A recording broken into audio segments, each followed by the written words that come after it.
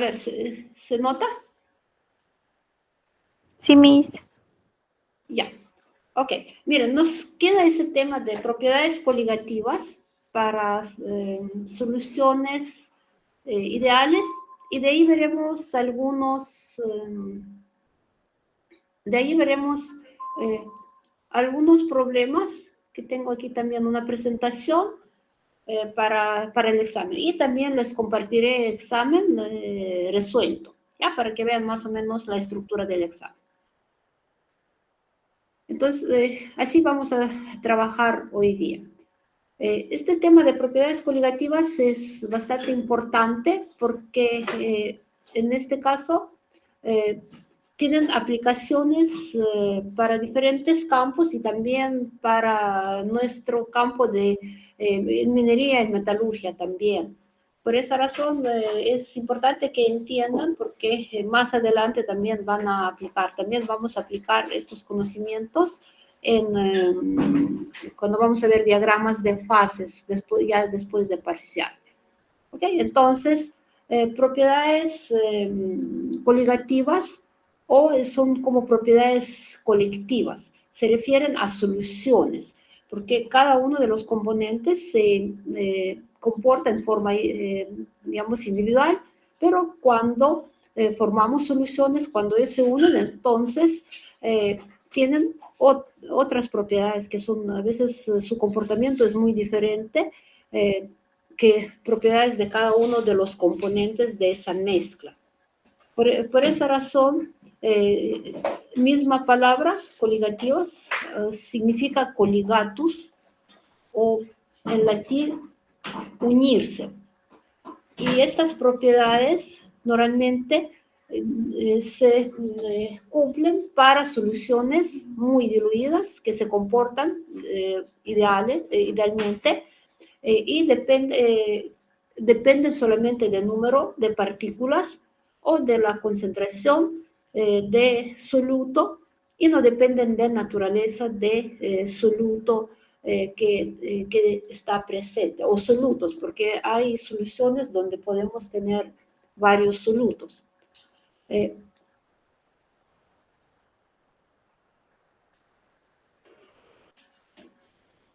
entonces, como le dije, coligatus significa en latín unirse. Son propiedades de soluciones cuando hay uno o más solutos. Aquí hay que también aclarar que estas propiedades que vemos acá, propiedades de soluciones que no son electrolitos, quiere decir que no hay partículas cargadas, no forman, en este caso, no se forman iones y también solutos no son volátiles. Porque si soluto, entonces, si soluto no es volátil, cuando hablamos de, por ejemplo, fase de vapor, entonces solamente presión de vapor genera solamente solvente y no solutos. Entonces, estas propiedades son, ustedes recuerdan cuando vimos la ley de Rahl, dijimos que la presión de vapor sobre la solución siempre es menor sobre la solución que presión de vapor de solvente puro. Entonces, a eso se debe justamente esa disminución de presión de vapor, genera que tenemos elevación del punto de ebullición de la solución comparando con solvente puro. ¿A qué se refiere? Que si agua hierve, que solvente puro hierve, por ejemplo, a 100 grados, entonces solución va a hervir a 102 grados. Entonces va a ser esa elevación de punto de ebullición, va a ser delta T igual a 2 grados. Abatimiento del punto de congelación o depresión de punto de congelación o también disminución de punto de congelación. En diferentes libros puede encontrar diferentes términos, pero se refiere a lo mismo, que disminuye punto de congelación de la solución comparando con punto de congelación de solvente puro. Si agua congela a 0 grados, solución puede congelar a menos 1 grado, menos 2 grados. Esta diferencia, entonces vamos a tener delta TF. Quiere decir que tenemos esta diferencia en punto de congelación. Por ejemplo, si la solución congela a menos 2 grados, entonces delta T F va a ser igual que 2, ¿no? 2 grados. Y otra propiedad también muy importante es presión osmótica. También vamos a tratarlo más adelante. Entonces, justamente estas propiedades se relacionan o se deben a disminución de presión de vapor en soluciones diluidas de solutos no volátiles. De acuerdo en que nosotros vimos caso 1 para ley de Raoult. Entonces, esta disminución acá vemos que presión de vapor de solvente es máxima y sobre la solución es menor, ¿no? Entonces esta va a ser justamente disminución delta P, ¿ok? Para que ustedes vean de qué se trata, vemos unas gráficas y de ahí vamos a ver estas fórmulas que ven acá. Entonces, acá justamente ustedes se acuerdan, acá la gráfica por ejemplo, de agua, ¿no? De agua pura, vemos líneas así continuas, es comportamiento de agua pura. Y líneas punteadas es comportamiento de solución. Entonces se dan cuenta, cuando hablamos de punto de ebullición, aquí tenemos punto de ebullición de solvente puro y punto de ebullición de la solución, aquí con ese simbolito primo.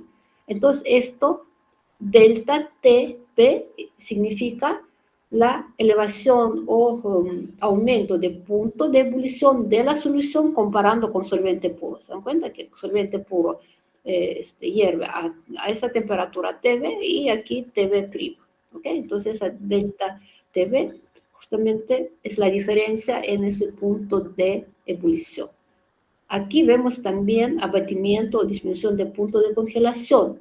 TF es punto de congelación de solvente puro, TF' es punto de congelación de la solución. Entonces tenemos aquí esta delta TF, se refiere a justamente esa diferencia entre punto de fusión del solvente puro y de la solución.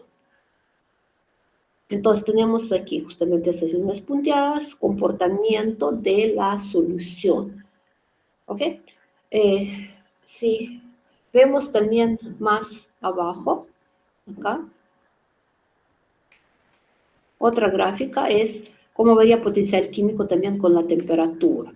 Entonces también vemos acá que líneas continuas es comportamiento de solvente puro y acá estas líneas continuas y después se junta con esta línea. Entonces esto es comportamiento de la solución. Entonces, como nosotros dijimos que soluto no es volátil, entonces fase de vapor pasa solamente solvente puro, ¿no? Entonces en vapor se encuentra solamente solvente puro.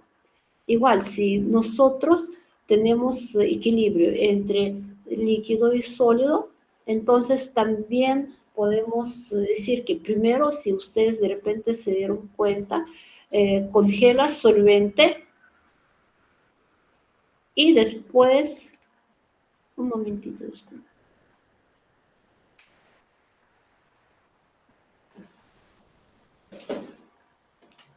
Disculpen, por favor, un momentito.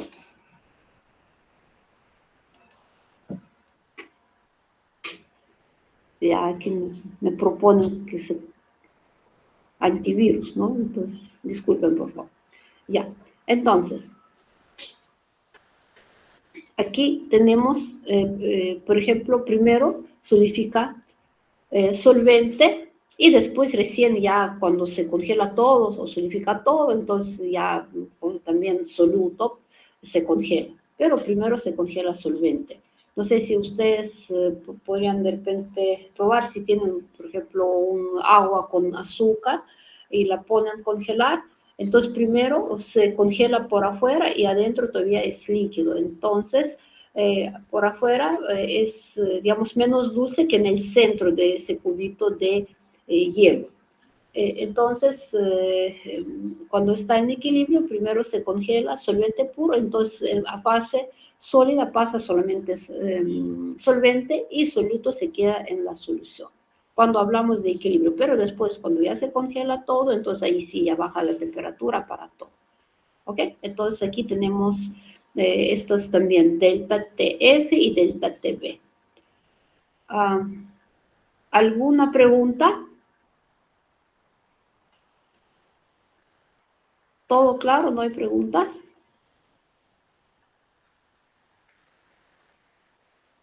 Todo Ok, claro, Miss. ya. Ok, chicos, gracias.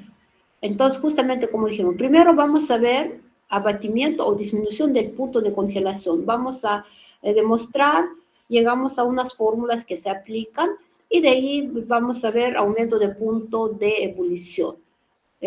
Entonces, como dijimos, para simplificar, para que sea más fácil de entender, soluto no es volátil, no aparece en fase gaseosa, en fase de vapor, entonces la curva que ustedes vieron de la fase gaseosa no cambia. La fase sólida solo contiene disolvente sólido también, entonces la curva para potencial químico del sólido no cambia. Y al combinar las ecuaciones 1 y 2, recuerdan que ustedes, nosotros vimos esta ecuación ya antes, dijimos que justamente diferencia de componente en solución y componente puro en comportamiento, la diferencia es la relación esta o esa función logarítmica entre presiones.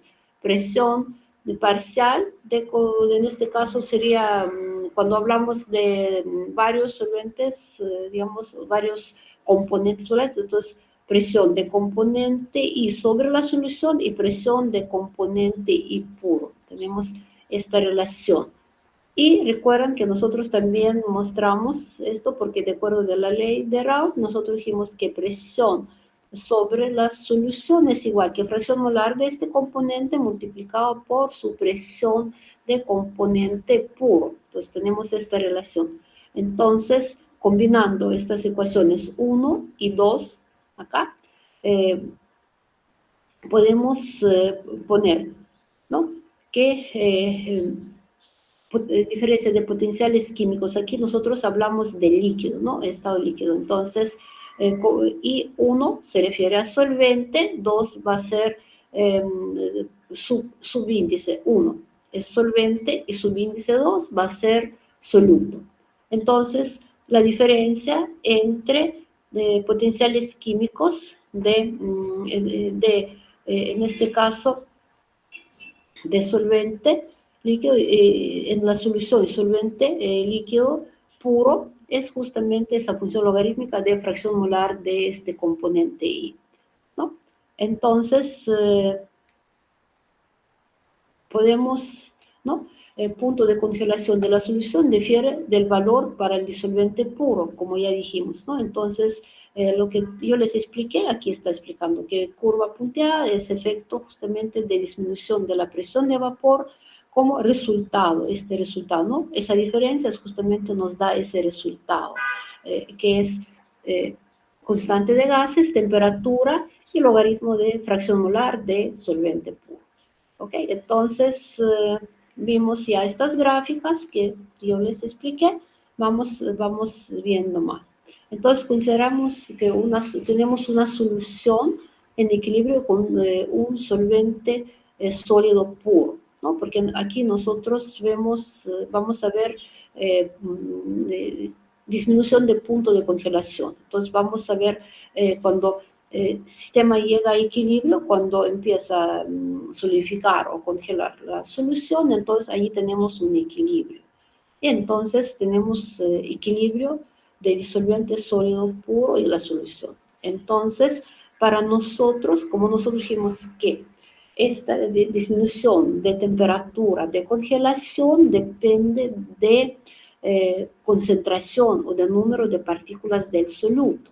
Entonces, nosotros primero vamos a ver de qué manera depende temperatura de fracción molar de solvente, pero nos interesa justamente relacionar esta delta TF que está acá, esa delta TF, relacionar con concentración del soluto.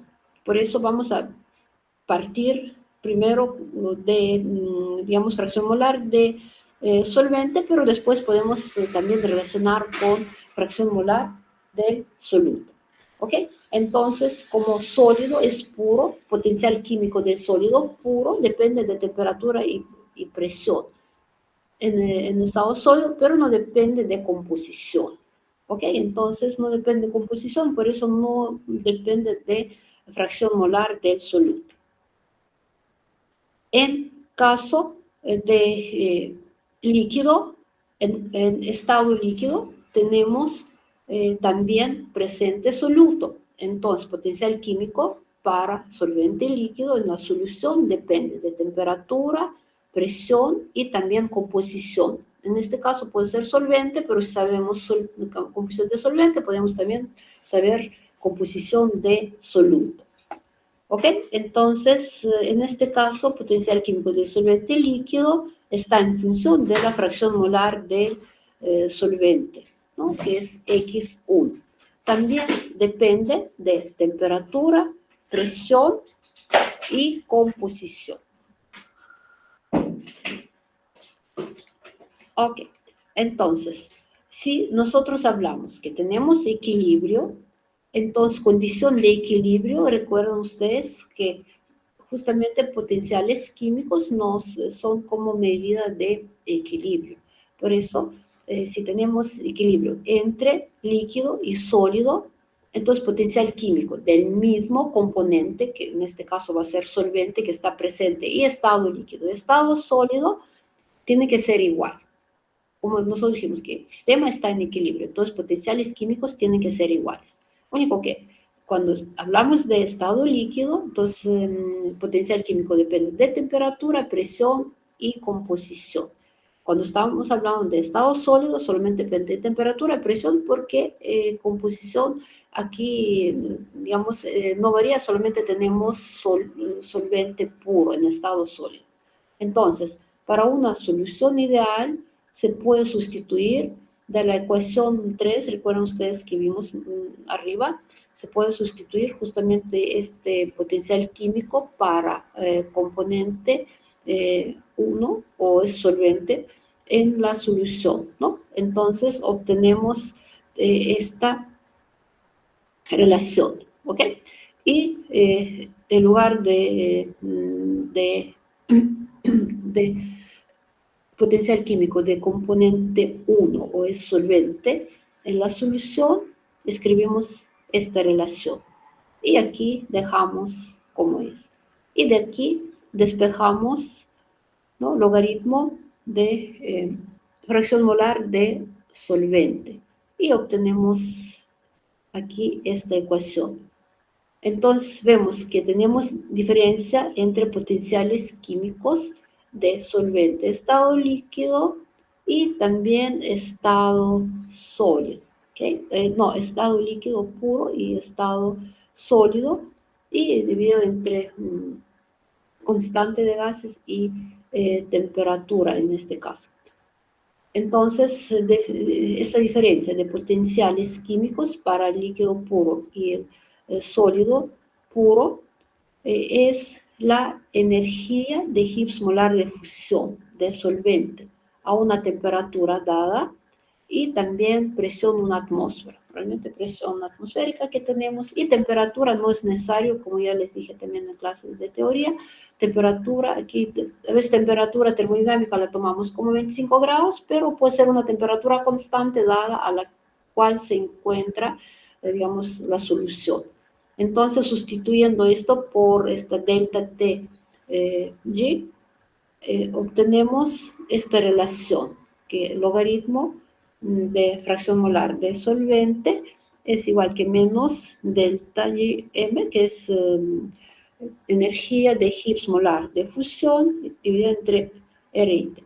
Entonces, diferenciando con respecto de T, se obtiene esta relación 8.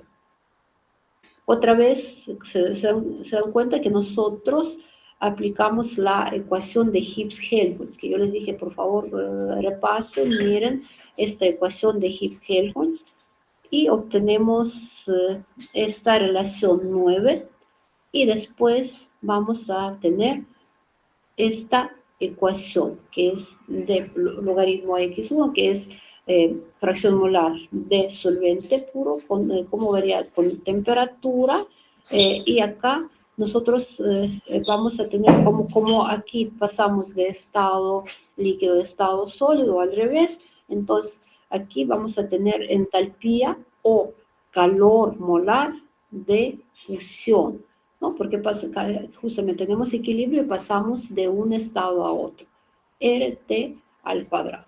Entonces, aquí justamente calor molar de fusión del solvente puro no depende de temperatura, si hablamos de no muy grandes cambios de temperatura, pero ustedes se dan cuenta que de repente ya vieron, también nosotros hicimos hasta propiedades coligativas cuando estudiamos química 1, ahí hicieron algunos laboratorios, algunos experimentos, y de repente ustedes se dieron cuenta que esos cambios de temperatura no son muy grandes, ¿sabes? Son 1 grado, 2 grados, cuando soluciones son diluidas, cuando cantidad de soluto es muy pequeña, entonces el cambio de temperatura no es muy grande.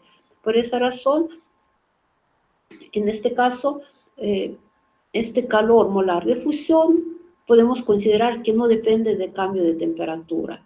Y entonces podemos integrar esta ecuación 10, ¿no? De T, F, que es temperatura de fusión o punto de congelación de solvente puro, cuando fracción molar es igual a 1, hasta una temperatura T, que es la temperatura a la cual el solvente sólido está en equilibrio con disolvente líquido, ¿no? Entonces, obtenemos esta ecuación.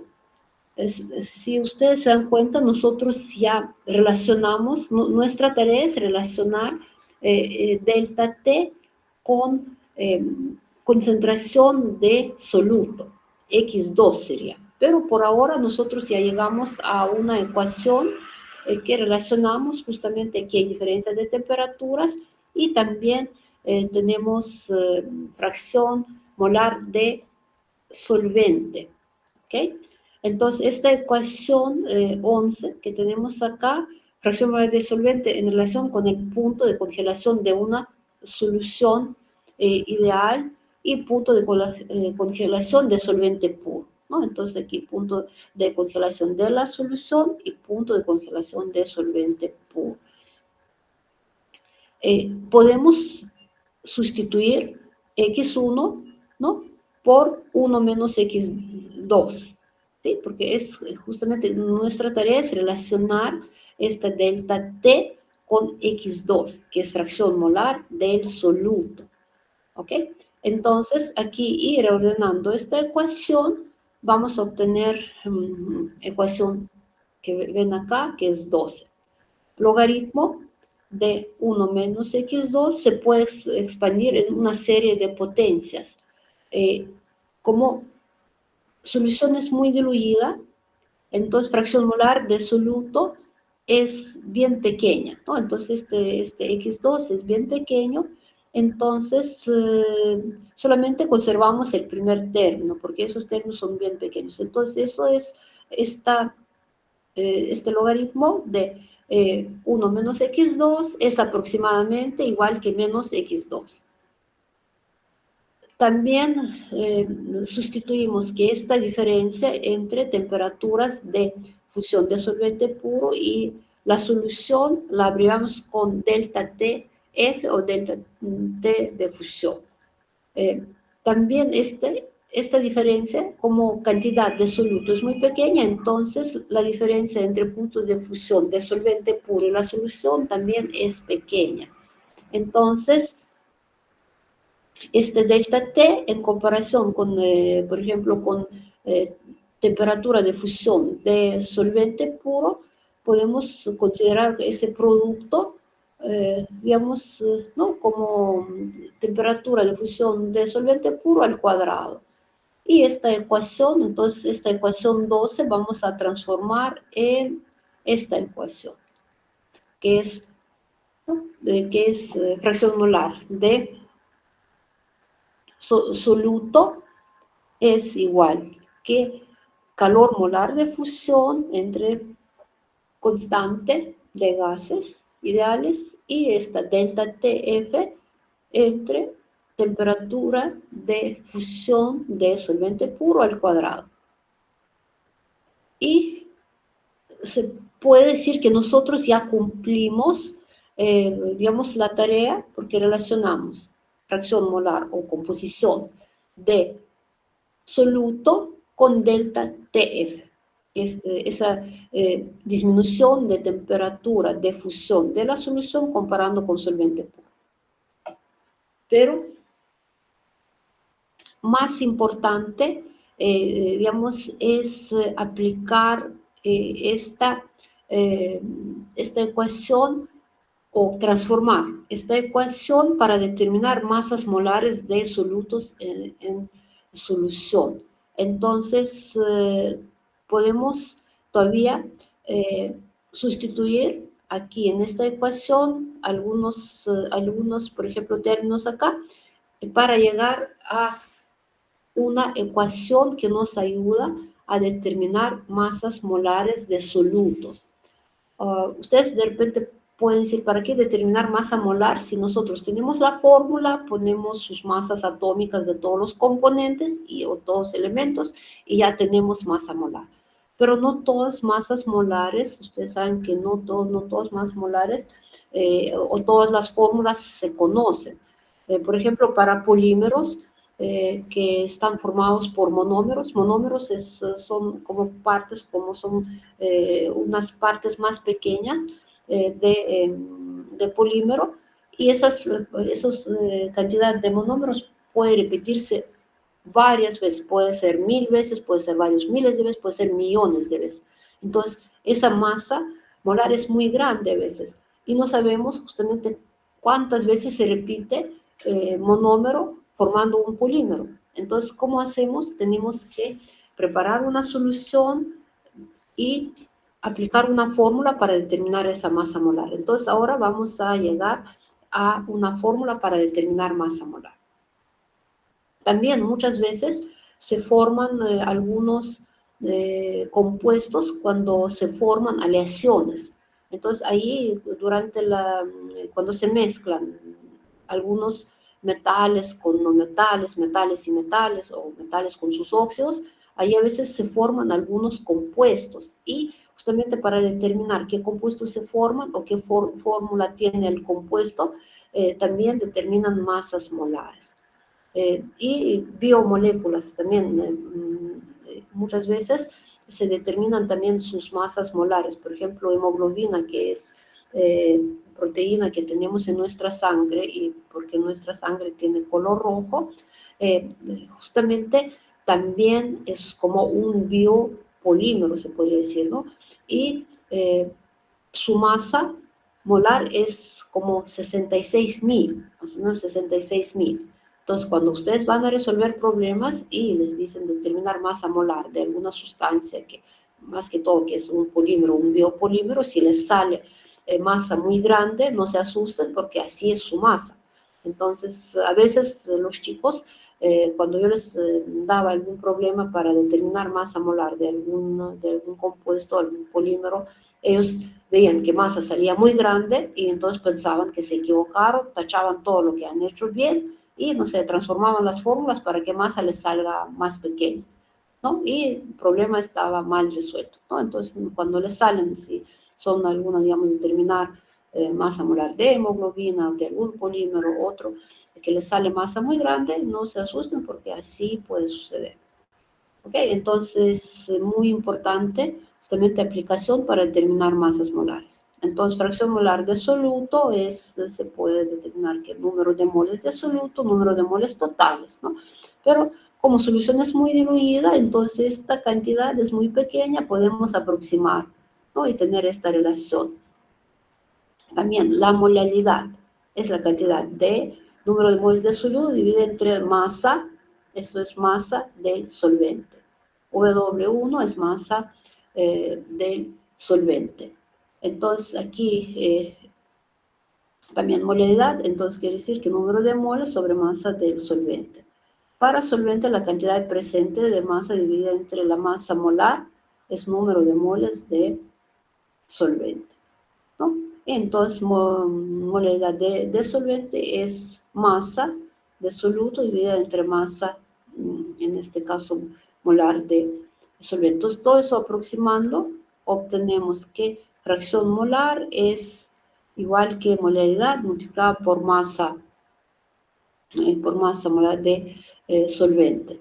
Y sustituyendo en la ecuación 14, en esta ecuación, ¿no? Y reordenando esta ecuación, obtenemos esta expresión, ¿no? Sustituyendo x2, reordenando, obtenemos esta expresión 15. Entonces, ¿se dan cuenta ustedes que ya nosotros relacionamos esta delta TF o delta T de fusión con molaridad, ¿no? Molaridad de soluto.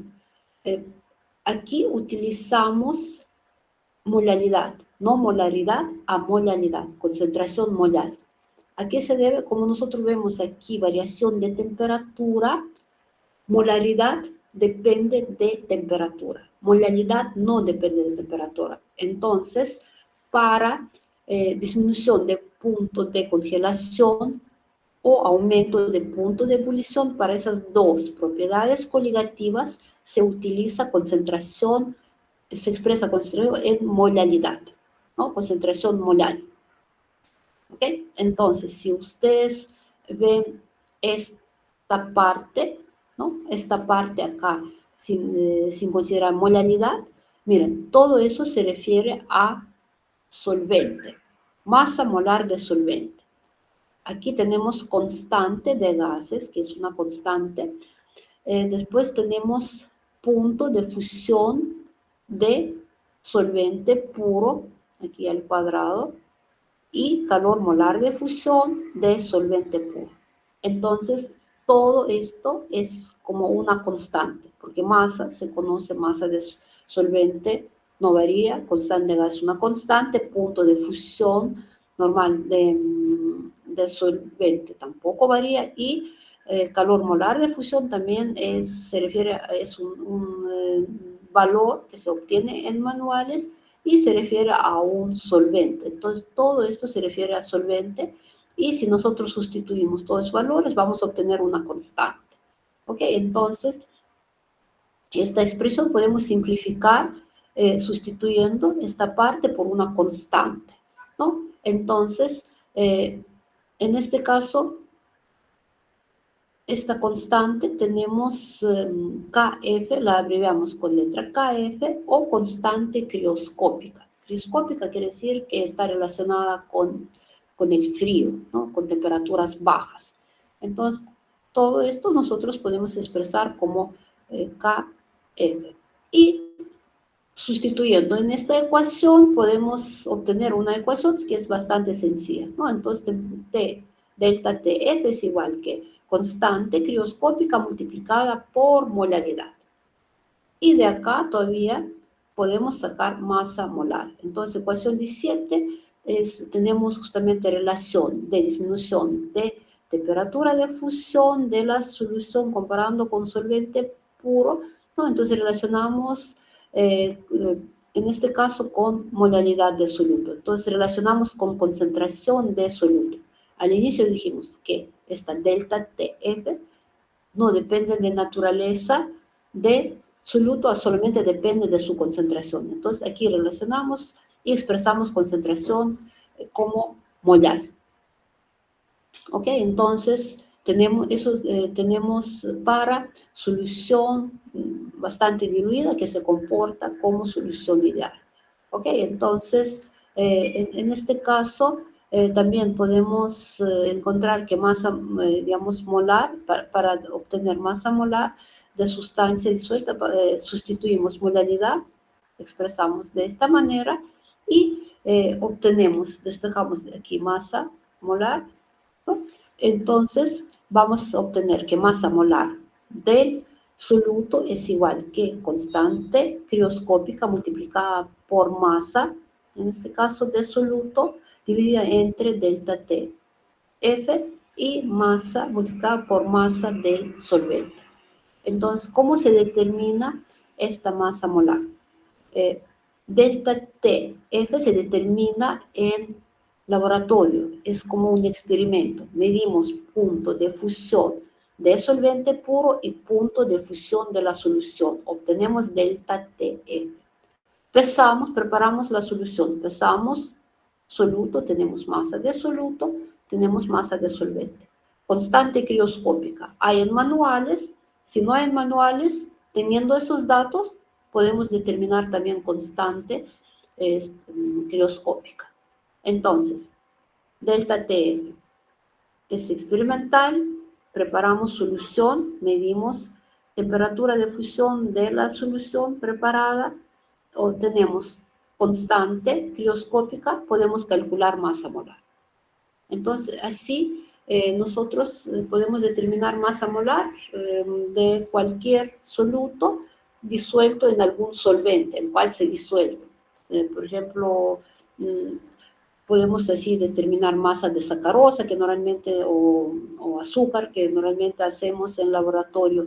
Podemos determinar masa molar de glucosa o dextrosa, que venden como solución isotónica, que la llamamos cuando las personas se enferman, entonces se le ponen, por ejemplo, solución de dextrosa, ¿no? También podemos determinar masas molares de algunas proteínas, de otros componentes disolviendo. Si no se disuelve en agua, tenemos que buscar algún otro solvente y disolver este soluto y determinar masa molar. Entonces, eso es para disminución de punto de congelación. ¿Hasta acá está claro? ¿Alguna pregunta?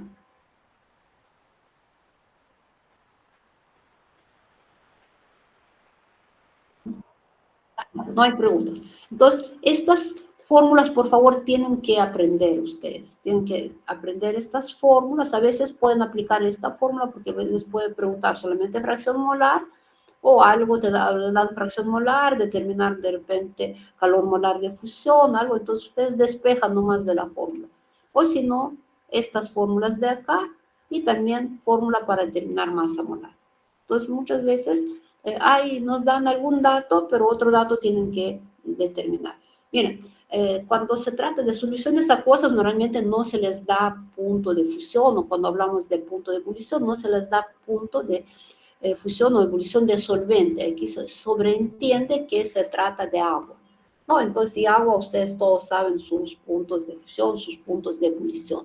Entonces, cuando se trata de solución acuosa, si utilizamos otros solventes, entonces ahí o nos dan punto de fusión o punto de ebullición de solvente, a veces nos piden encontrar ese punto de fusión o punto ¿no? de congelación de solvente. Entonces ahí también, utilizando las fórmulas, pueden despejar y determinar, ¿no? Entonces aquí no es nada difícil, solamente tienen que de todos modos memorizar o aprender estas fórmulas. O de repente ya hasta las conocen, porque esas fórmulas ya, algunas de esas fórmulas ya se aplicaban en Química 1 y seguro que en laboratorio también ustedes vieron algo relacionado con estas fórmulas.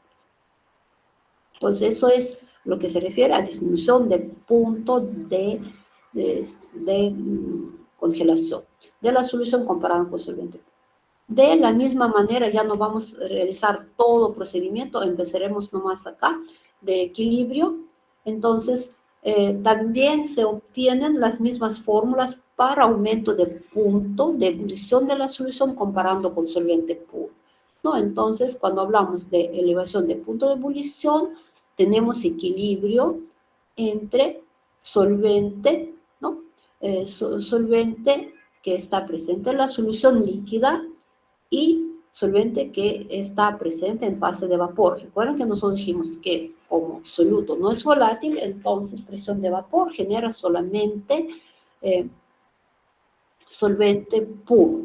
Por eso, si tenemos equilibrio, entonces igual, condición de equilibrio exige que potencial químico de solvente en la solución, que depende de temperatura, presión y composición, en este caso de solvente, tiene que ser igual que potencial químico de solvente en fase de solvente puro, en este caso en fase de vapor, que solamente depende de temperatura y presión. procediendo de la misma manera como hicimos con disminución de punto de congelación de la solución comparando con solvente puro, obtenemos esta expresión, ¿no? Para, relacionamos, en este caso, composición de solvente con calor molar, pero aquí, como nosotros tenemos también equilibrio y cambio de fase del líquido a vapor, entonces aquí tenemos calor molar de evaporación.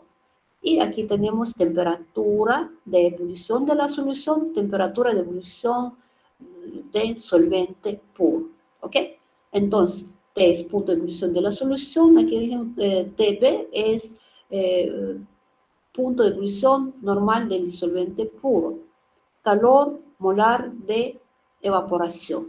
Entonces, haciendo el mismo procedimiento, vamos a obtener esta fórmula, que delta T, normalmente la ponen delta T de evaporación o delta TB, es igual que constante, pero en este caso tenemos constante ebulliscópica multiplicada por molaridad. Delta TB es lo mismo que diferencia entre el punto de ebullición de la solución y punto de ebullición de solvente puro. Masa molar, entonces esta constante ebulliscópica también se refiere solamente a solvente. No importa el soluto, valor solamente es una constante para solvente. Entonces, aquí tenemos masa molar de solvente, constante de gases, punto de ebullición de solvente puro al cuadrado dividido entre calor molar de evaporación. Entonces, esta constante lo llaman constante ebulliscópica o constante de elevación del punto de ebullición, ¿no? Y también para determinar masa molar, igual podemos aplicar la fórmula, único que aquí vamos a tener masa molar de soluto, es igual que constante K, ¿ves? Aquí sería constante ebulliscópica, masa de soluto, y dividida acá entre delta TB, porque aquí sería aumento de temperatura de ebullición, y masa de solvente. También se puede hacer experimentos, se prepara la solución y se utiliza constante ebulliscópica y temperatura, aumento de temperatura de ebullición de la solución comparando con solvente puro que se determina experimentalmente. ¿Ya? Entonces, también podemos aplicar las mismas fórmulas y a veces para determinar masa con mayor exactitud utilizan la misma solución, preparan la misma solución, miden su punto de fusión y punto de ebullición de la misma solución. Y aplicando las fórmulas obtienen masas molares. Si masas molares son muy parecidas, entonces quiere decir que el experimento estaba bien hecho y se puede considerar esa masa. Si hay mucha diferencia, de repente hay algún error, no se midió bien de repente la variación de temperatura, y entonces allí sí el experimento habrá que repetir. Pero normalmente si soluciones están bien preparadas y experimentos están bien realizados, la masa, las dos masas coinciden, ¿no? Entonces esas masas se toman como referencia para determinar masa molar de este soluto. ¿Está claro? ¿Sí? Con esas dos propiedades coligativas. Sí. Ahora vamos a ver, muchas gracias. Entonces vamos a ver ahora todavía una propiedad coligativa más, que es presión osmótica, ¿ya? Entonces, habían diferentes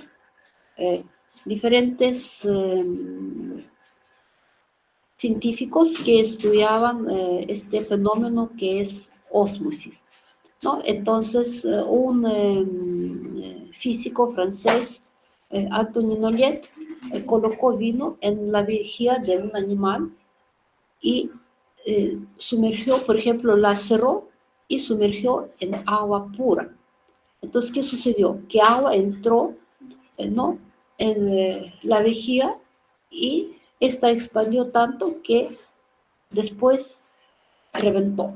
Entonces él se dio cuenta que agua fluye hacia el vino, hacia la solución, y entra tanto que hasta hizo, por ejemplo, reventar esta vasija. Entonces, ¿recuerdan ustedes que nosotros cuando hablamos de gases, cuando gases, gas, por ejemplo, puro y gas en la mezcla, poníamos en contacto, entonces gas puro siempre, porque su potencial químico de gas puro siempre era mayor que el potencial químico del mismo gas en la mezcla. Entonces, gas puro fluye siempre en la mezcla y no al revés. Lo mismo sucede acá, pero con líquido. Recuerden que yo le dije, acuérdense que cuando vamos a hablar de presión osmótica, entonces vamos a observar lo mismo, que líquido puro tiene potencial químico más alto que el potencial químico de este mismo componente en la solución. Entonces va a haber flujo espontáneo de, ¿no? de solvente puro hacia la solución. Y este flujo va a suceder hasta que los potenciales químicos de sustancia pura y sustancia que está en la, que se encuentra en la solución, en este caso hablamos de solvente, se igualan. Entonces, este flujo sucede a través de una membrana semipermeable. Aquí recuerden que nosotros dijimos que ahí había como un filtro, como también una membrana semipermeable, cuando hablamos de gases de paladio, que permitía que pase, por ejemplo, hidrógeno, que son partículas más pequeñas, y no pasen otras partículas. Entonces, aquí estamos, por ejemplo, si tenemos solución acuosa, entonces esa membrana permite que moléculas de agua pasen a través de la membrana y no pasan otras partículas. Entonces, este flujo espontáneo de solvente hacia la solución a través de una membrana semipermeable se denomina ósmosis, ¿no? Fenómeno ósmosis. Y presión que se genera acá, que tenemos, se dan cuenta que tenemos en este recipiente, esos recipientes normalmente se llaman osmómetros, esta presión que tenemos acá se denomina presión osmótica, o también de alguna manera que efecto de presión es aumentar la tendencia de las moléculas del solvente fluir de la solución hacia el disolvente puro. Entonces aquí nosotros podemos utilizar ya una como energía externa, obligar que moléculas, si nosotros acá, por ejemplo, ponemos una presión externa y obligamos que moléculas de solvente fluyen hacia solvente puro, no de la solución, hacia solvente puro, entonces obtenemos ósmosis inversa. Ósmosis inversa es muy importante porque podemos purificar agua o podemos realizar desalinización del agua del mar. Ustedes saben que hay muchos lugares donde no hay agua potable, no hay agua, digamos, dulce, tenemos agua del mar o agua a veces contaminada. En las mineras también se aplica este método de ósmosis inversa para obtener agua pura y volver esa agua como en circuito, lo llaman como circuito cerrado. Tenemos agua contaminada, la pasamos a través de membrana semipermeable, obtenemos agua pura y otra vez le devolvemos al circuito y podemos reutilizar varias veces. Entonces, eso ayuda que no haya contaminación de los ríos o de otros ambientes donde se encuentra agua natural, y también evitar conflictos con comunidades. Entonces, eso, ósmosis, como les digo, ósmosis inversa es muy importante también para aplicar a diferentes, ¿no? A diferentes procesos para purificar más que todo agua, ¿no? Que está o contaminada o agua del mar. Entonces, por ejemplo, para calcular presión osmótica se aplica la fórmula acá que ustedes ven, que se abrevia con letra pi minúscula. Tenemos aquí número de moles de soluto multiplicado por constante gas temperatura dividido entre volumen. Y el número de moles de soluto entre volumen es concentración molar. Aquí se utiliza molaridad. ¿Ok? Entonces, presión osmótica es igual que concentración molar multiplicada por constante de gas y temperatura. ¿Ok? Entonces, así podemos determinar teóricamente, si nosotros sabemos la temperatura, tenemos constante de gas y sabemos concentración molar, podemos determinar presión osmótica. Eh, de, de, Normalmente, cuando nosotros medimos así experimentalmente para soluciones muy diluidas de no electrolitos, medimos experimentalmente y también eh, calculamos, de acuerdo a la fórmula, coinciden, ¿no? Esas presiones osmóticas coinciden. También nosotros tenemos presión, por ejemplo, cuando nos miden la presión, entonces nosotros tenemos la presión de la sangre, por ejemplo, y si ustedes vieron que cuando alguien va al hospital, casi siempre les ponen suero y allí ponen suero, por ejemplo, de cloruro de sodio o de dextrosa. Entonces, y tiene una concentración definida. Cloruro de sodio es 0,9% y dextrosa es al 5%.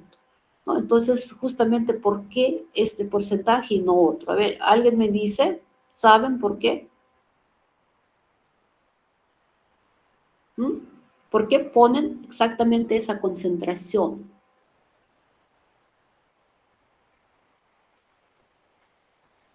Se notan. Qué bueno que no les pusieron suero, pero tienen que verificar cuando les ponen a alguien o a sus parientes, les ponen suero, tienen que verificar que concentración sea al 5%, que es dextrosa, o 0,9% cloruro de sodio. Recuerdan que había casos, hace poco habían casos que hasta murieron las personas o quedaron, digamos, mal cuando una empresa vendió suero no 0,9% o al 9%. Entonces, eso causó la muerte de las personas. ¿Por qué? Porque justamente esas concentraciones que yo les mencioné son soluciones que tienen presión osmótica isotónica con presión osmótica de nuestra sangre. Si ustedes ponen, por ejemplo, suero con presión osmótica mayor, que era al 9%, entonces, ¿qué sucede? Que presión aumenta tanto que a persona le puede dar o derrame cerebral o puede dar paro cardíaco. Y eso es lo que sucedía con las personas que recibieron ese suero, ¿no? Entonces se dan cuenta que es bastante importante. También presión osmótica, entonces palabra isotónica quiere decir iso, igual, ¿no? Por eso lo llaman solución isotónica, que quiere decir que es igual que presión osmótica de la sangre. ¿Ok? Entonces esta ecuación 22 la llaman todavía ecuación de Van Hoff para la presión osmótica. Y entonces podemos utilizar, como dijimos, ósmosis inversa para obtener también agua pura o agua del mar, ¿no? Desalinización del agua. Eh, Presión osmótica de agua del mar es 30 atmósferas. Entonces nosotros para obtener agua pura tenemos que aplicar presión mayor que 30 atmósferas. El método es en realidad un poco costoso porque tenemos que tener membranas que son muy resistentes al medio agresivo de agua del mar y también aguantar presiones altas. Entonces, por eso cada vez se buscan obtener esas membranas que no sean tan costosas y método, entonces podemos obtener método más barato para desalinizar agua. También, si ustedes de repente se dan cuenta que hay unos equipos donde se pasa agua potable, digamos agua que tenemos de caño y todavía la purificamos para ya que ese agua sea apta para consumo sin necesidad de hervirla. Entonces ahí también se aplica justamente esos sistemas de osmosis inversa.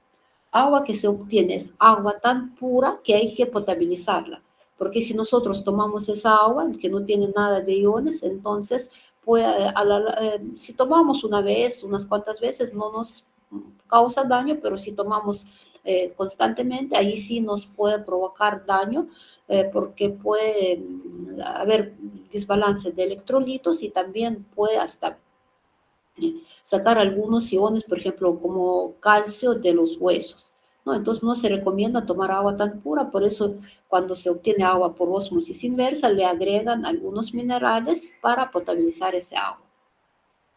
También se utiliza ese método, por ejemplo, para conservar carne o embutidos o, o verduras o frutas utilizando sal o utilizando azúcar.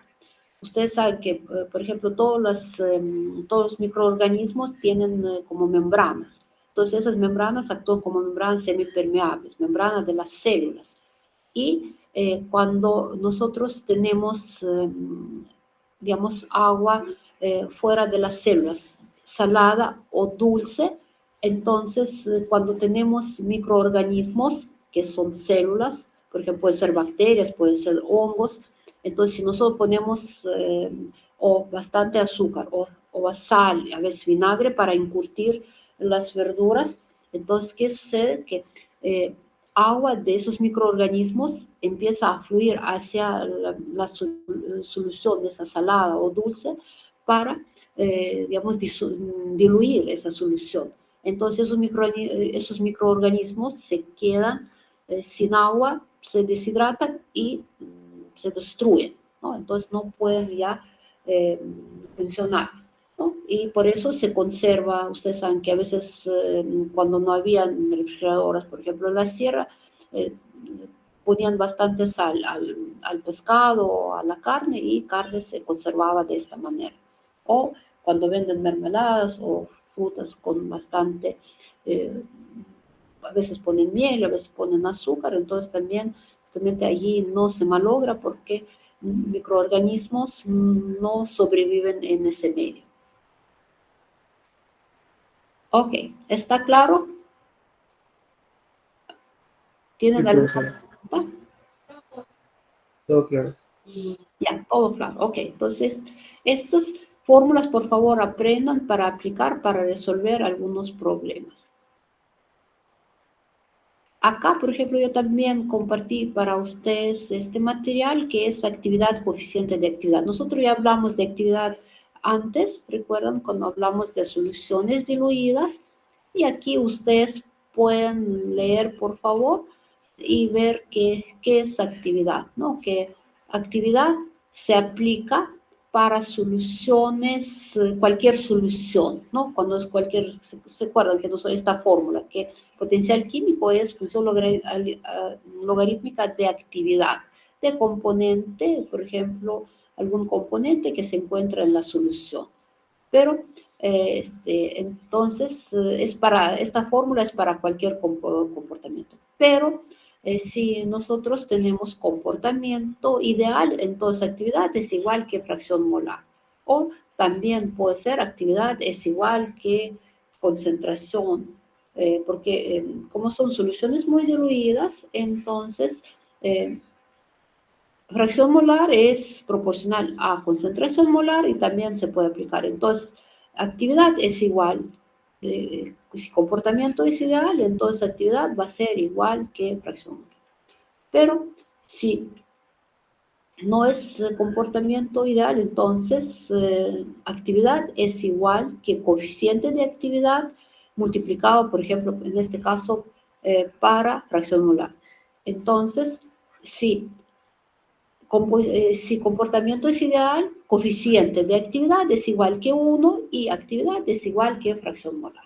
¿Ya? Entonces, eso por favor, acuérdense, porque eso también ustedes ya vieron en análisis y podemos ver. Entonces, como dijimos, es una solución ideal o diluida ideal, los coeficientes de actividad son iguales que 1. ¿Ya? Entonces, acá podemos darnos cuenta, ¿no? Entonces, actividad depende de temperatura, presión y composición, coeficiente de actividad depende también de los mismos parámetros de temperatura, presión y composición. ¿Ok? Entonces, la actividad es simplemente una medida de potencial químico en la solución. Al aumentar potencial químico, aumenta también actividad, ¿no? Entonces, coeficiente de actividad, en este caso, ustedes pueden ver que se aproxima a 1 cuando también fracción molar se aproxima a 1, que quiere decir que soluciones muy diluidas. ¿Ok? Entonces, eso, por favor, también tienen que, ustedes tienen que acordar.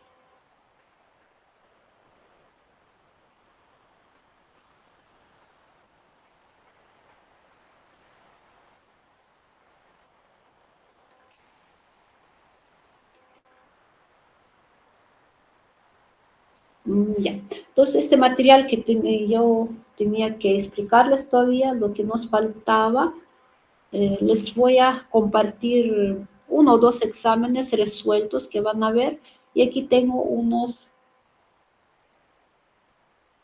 y también les voy a compartir unos problemas resueltos, ¿ya? Sí, Miss, por favor. Ya, entonces ahora terminando, ya vamos a terminar un ratito, voy a tomar captura de pantalla. Un ratito. No se retiren, por favor.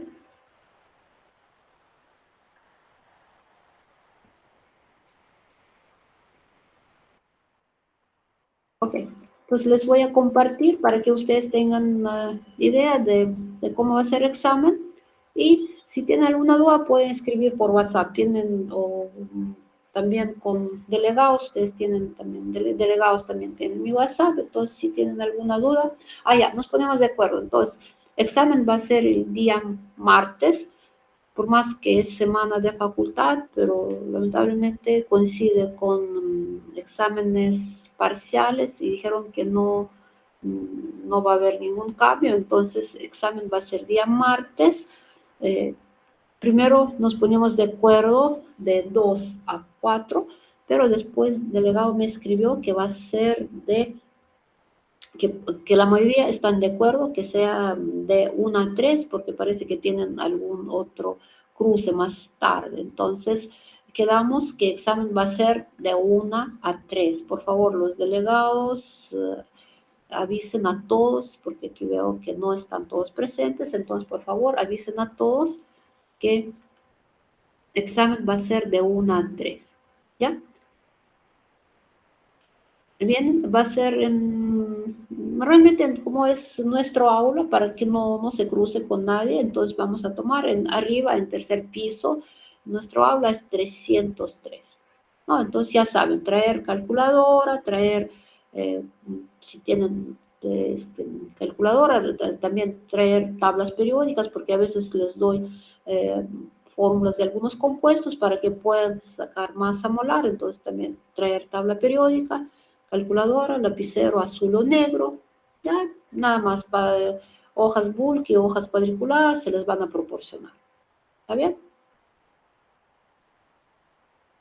Entonces el Sí, examen va a Miss, durar está bien. casi 2 horas. ¿Sí? Ok, Sí, entonces, Miss. ya. Entonces, chicos, estudien, prepárense. Si tienen alguna duda, yo también voy a estar en la uni día todavía lunes. Y si tienen alguna duda, también pueden escribir, como les digo, pueden escribir por WhatsApp o a través de delegados, pueden preguntar. ¿Ya? Sí. Lo que les expliqué, hasta lo que hoy día avanzamos, hasta aquí, hasta propiedades coligativas, actividad, coeficiente de actividad. Sí, no vamos, de diagramas solamente vienen diagramas de un componente y puede venir algo de ley de Raoult, ley de Henry. No van a venir todavía diagramas líquido, temperatura versus composición, equilibrio líquido-vapor, líquido-sólido, líquido-líquido, eso vamos a ver ya después de parcial. Entonces, aquí va a venir, a ver, temas que van a venir. Va a venir diagramas de fases de un componente, van a venir todo lo que es termodinámica relacionada de ecuaciones fundamentales de termodinámica, potencial químico, ecuación de Gibbs-Duhem, después formación de mezclas ideales líquidas. Recuerden que yo les di fórmulas y les dije presten atención. Recuerden que yo les dije que volumen de mezclado es igual que cero para soluciones ideales, entalpía es igual que cero, energía de Gibbs es siempre negativa si se forma, porque es un proceso espontáneo, entonces energía de Gibbs siempre es negativa cuando se forma una solución ideal, y entropía no es igual que cero, entropía es su desorden es mayor cuando se forma una mezcla ideal, ¿recuerdan? Entonces ahí yo en clase pasada les di las fórmulas, entonces esas fórmulas se aplican para calcular energía de Gibbs y entropía, y variación de volumen y entalpía es igual que cero.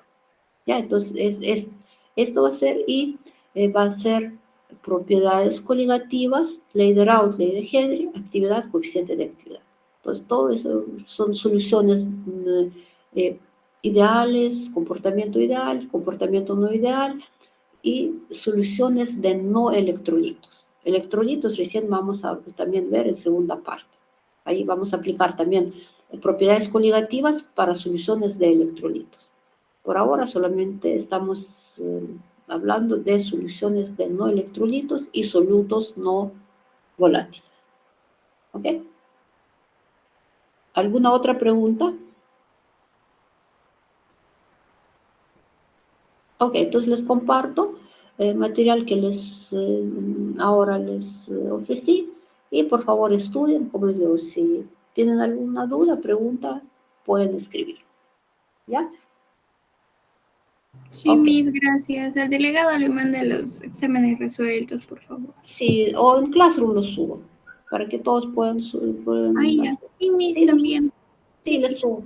Ya, chicos, entonces que les vaya muy bien, estudien, que tengan un muy buen fin de semana y que den muy bien todos los exámenes que tienen esta semana que viene. ¿Ya? Nos vemos. Hasta luego. Profesora, una pregunta. Gracias, buenas noches. Ya, hasta luego. Profesora, Sí, diga. Sí. ¿el lunes en dónde la podría encontrar? Dijo que el lunes creo que la podríamos El encontrar. lunes yo no tengo clases, pero me pueden escribir y yo les Ah, ok. aviso.